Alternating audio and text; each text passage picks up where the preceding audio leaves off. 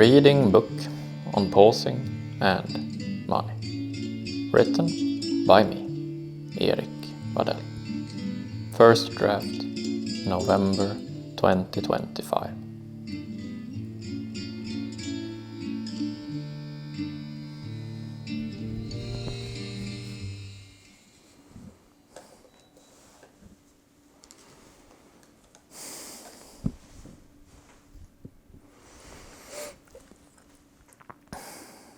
Chapter 6.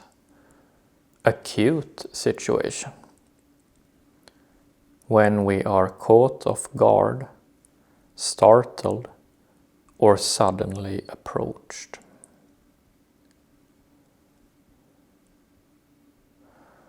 What role does money play for the occurrence of sudden acute situations?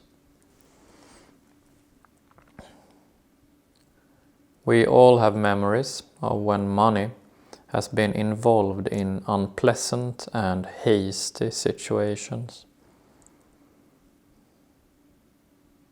We easily lose our footing when it comes to money. The wrong set of conditions and we lose our composure. And with it we may lose both money and confidence.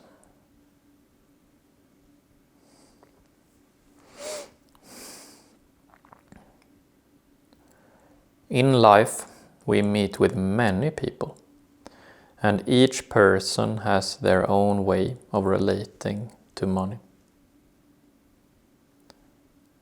In the way our economic society is designed, we are expected to deal with many different people on a quick and loose basis.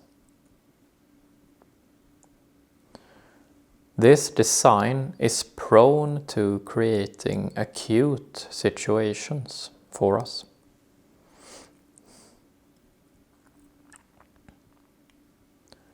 An economic design that would be the ideal opposite would be one where we deal only with a few parties and where we know the parties involved well. In such a design, we would seldom, if ever, be put in any sudden or unpleasant situations, because we can build trust in the people that we know. But in the complicated economic design that we actually do live in, this is simply not the case. In the design that we do live in, there are countless ways in which people may cheat one another.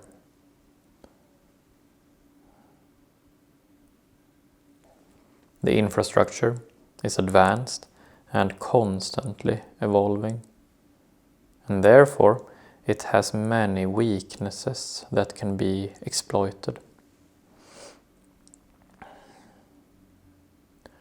All in all, we are forced to be alert to cheating. We are forced to be ready for acute situations.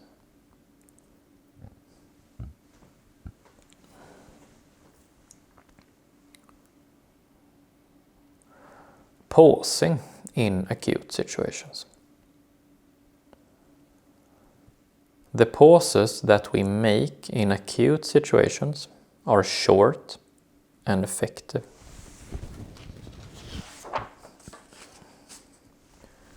An acute situation needs to be resolved on the spot and therefore demands us to improvise.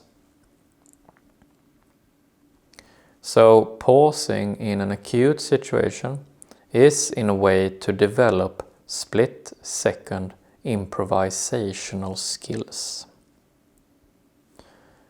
Say that you are going about your day, minding your own business, and someone or something approaches you, which catches you off guard. You are startled and pause spontaneously for a moment, not knowing really what to do.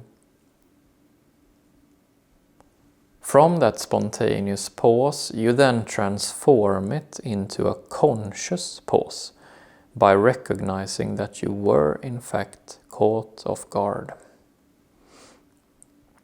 You might say inside of yourself, okay, now I was caught off guard. They got me.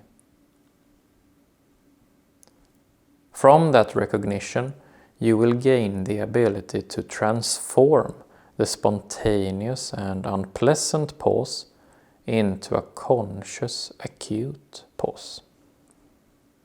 And then, from that acute pause, you make your move.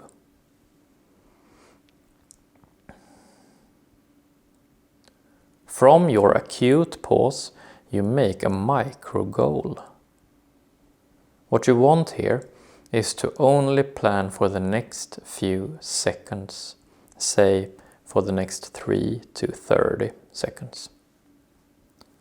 You pause and plan for what to do only during these next few seconds. And your plan is a simple one, along the lines of moving yourself from here to there, or removing an object from its placement, or saying a few words to him or her, or making your intentions clear to the other person, like that.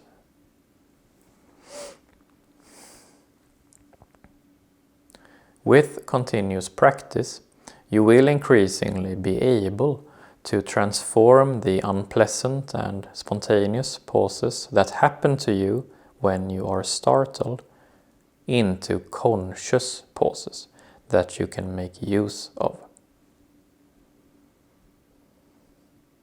The key here is to acknowledge that you were in fact caught off guard, and that you for a moment actually did lose control of the situation.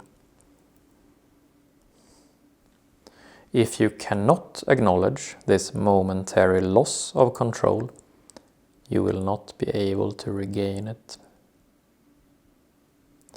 So being able to consciously pause in an acute situation is about humility, about knowing that losing control sometimes is inevitable, but also that regaining control is possible. If you do not acknowledge that you actually lost control for a moment, you will not be able to regain it. And then your lost control will stretch out in time and become a long sequence of mistakes. It will snowball on you. So instead, drop any pretensions you might be having that you never lose control. You do lose control. We all do.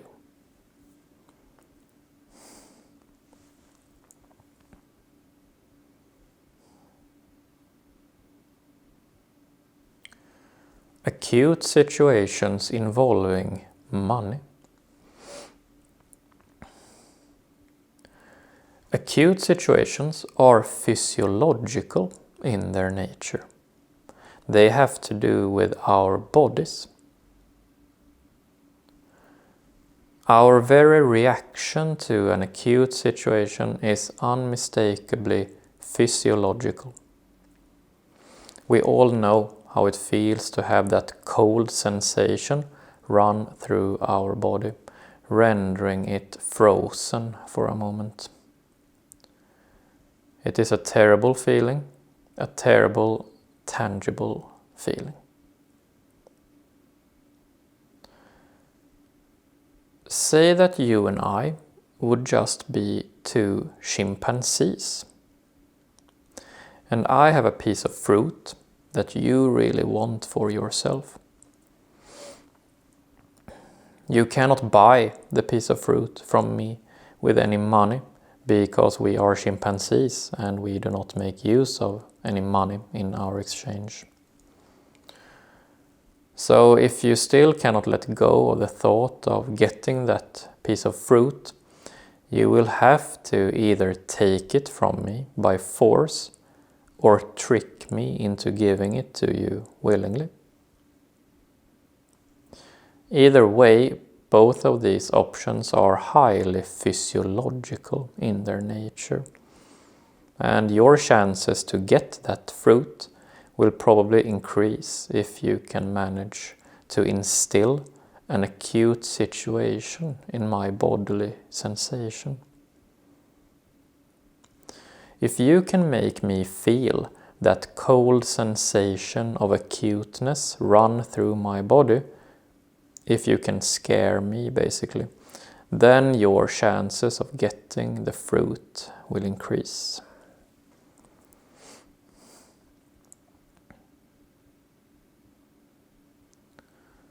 This analogy is a speculative background that I here present as a possible explanation for how acute situations function. I think that it is useful for illustrating that there is an animal element to our exchanges of goods and services.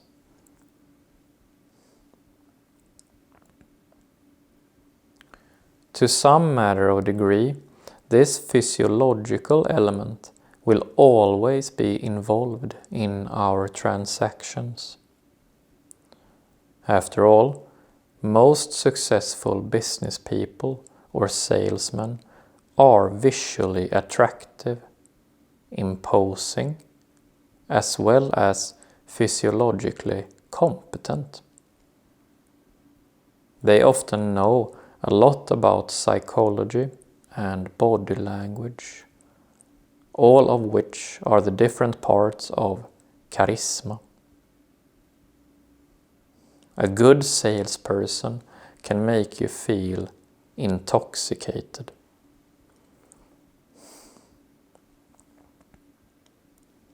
So, what then is interesting for us to consider here when thinking about acute situations involving money?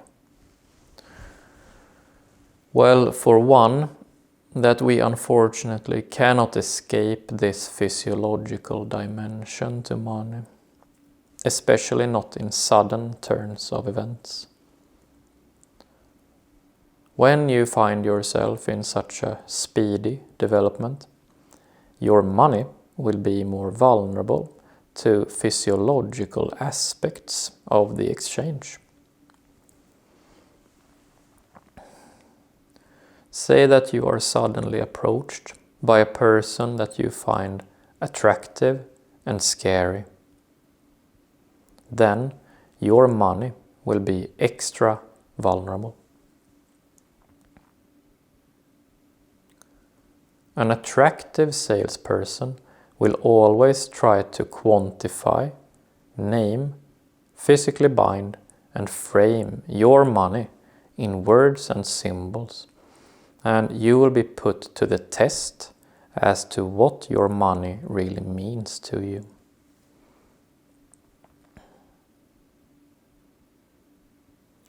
The other way around is also true.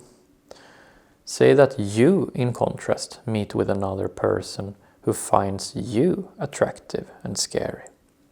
Then their money will be vulnerable to you.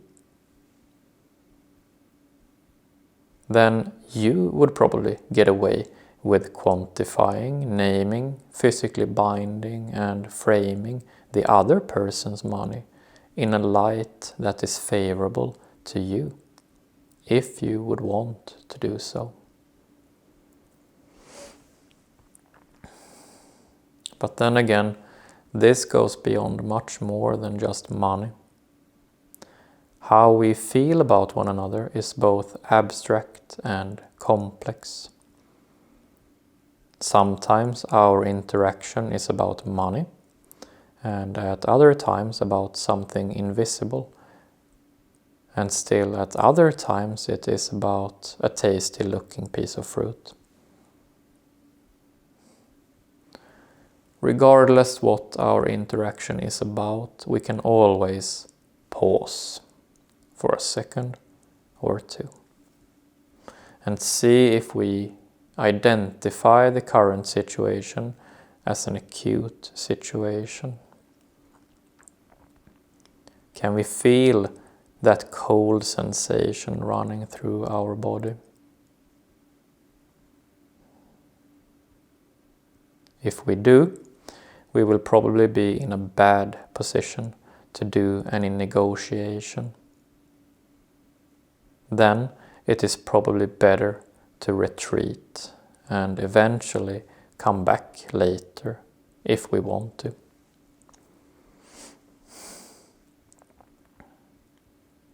Now we will look at our next typical situation of pausing, namely our long-term situation. It is when we make plans for or feel urgency about our long-term future.